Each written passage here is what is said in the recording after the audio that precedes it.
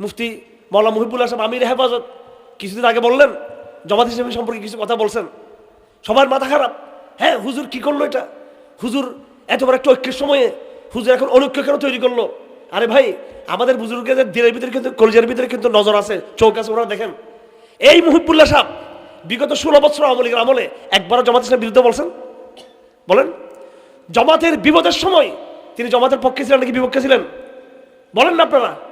পক্ষে ছিলেন তিনি। 17 বছর মাওলানা মুহিবুল্লাহ সাহেব জামাতের বিরুদ্ধে একটা কথা বলেন নাই, তারা তখন বিপদে ছিল।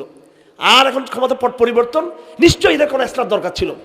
যেমন আমি দেখতেছি পাগল হয়ে গেছে নির্বাচনের জন্য ওনারা, এখন ঐক্য বলতেছে। এখন তো নির্বাচন আসলে ক্ষমতার সময় ঐক্য, এর আগে ঐক্য ছিল না কেন? ওলা আমরা কি তোমাদের এই যুদ্ধাপরাধের বিচারের সময় ওনাদের রক্ষা করার জন্য এবং ওনাদের উপর যে জুলুম হয়েছে তার জন্য আমরা ওলামায়ে কেরামকে আমরা মাঠে নামিনি? আমরা ওলামায়ে কেরাম 16 বছর জামাত ইসলামের সাথে থেকে আওয়ামী লীগের বিরুদ্ধে তারা লড়াই করছে, এটাকে ভুলে গেলেন। আর একজন মুরব্বী হিসেবে একটা কথা বলছে, এটা দোষ হয়ে গেল এত বড় একটা কথা। মুরব্বী কেন বলছেন সেটা আমাদের বুঝতে হবে। আপনাদের অনেকের খারাপ লাগবে কথাটা বলতেছি, মুরব্বীদের অন্তর কোনো বিদ্বেষ নেই, হিংসা নাই। আমি এটা বলতে চাচ্ছি, এসলাহ করেন সবাই, নিজের এসলাহ হওয়ার দরকার, এসলাহ হওয়া দরকার আমাদের। একবার আমরা তো মনে করতেছি আমরা হাসিনা বিরোধী লড়াই করে আমরা একবার পবিত্র হয়ে গেছি, আমরা পবিত্র হয়ে গেছি। আমরা হাসিনার বিরুদ্ধে লড়াই করে আমরা ক্ষমতার লোভ, আমরা ক্ষমতার স্বপ্ন দেখতেছি। এখন হাসিনাকে বিতাড়িত হয়ে কমপক্ষে 20 জন আলেম এখন এমন আছে, আমাদের নাম বলতেছি না, এখন সবাই এমপি হওয়ার স্বপ্ন দেখতেছে। এখন আমরা নিজেরা এমপি হওয়ার জন্য হাসিনাকে পতন ঘটিয়েছি নাকি বাংলাদেশকে ইসলামী রাষ্ট্র করার জন্য, শরিয়া কায়েম করার জন্য, দ্বীনের দাওয়াত দেওয়ার জন্য? কিন্তু আলহামদুলিল্লাহ আমাদের মধ্যে এসব নাই। আমরা স্কুল, কলেজ, বিশ্ববিদ্যালয় সব জায়গায় আলহামদুলিল্লাহ আমরা সেমিনার করতেছি, আমরা দাওয়াতের স্পেসকে বের করার চেষ্টা করতেছি। আমাদের মধ্যে ক্ষমতার লোভ আমরা পছন্দ করি না। তো যাই হোক, আমি যেটা বলতে চাচ্ছিলাম যে রোগ নির্ণয় করতে হবে, সমস্যাটা চিহ্নিত করতে হবে, সমস্যা চিহ্নিত করতে হবে, সমস্যা বুঝতে হবে। সমস্যা বুঝার জন্য বুঝ লাগবে।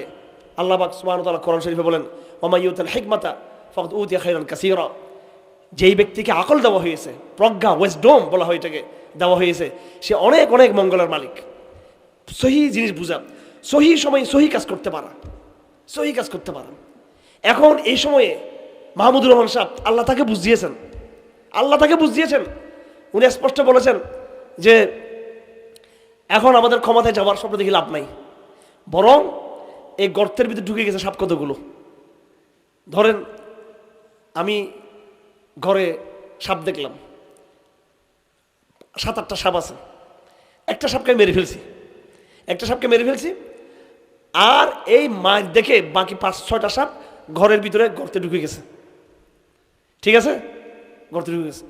গর্তে ঢুকে যাওয়ার পরে এবার আমি বলতেছি, যাক সাপ তো আর দেখা যাচ্ছে না কোন দিকে ঢুকে গেছে।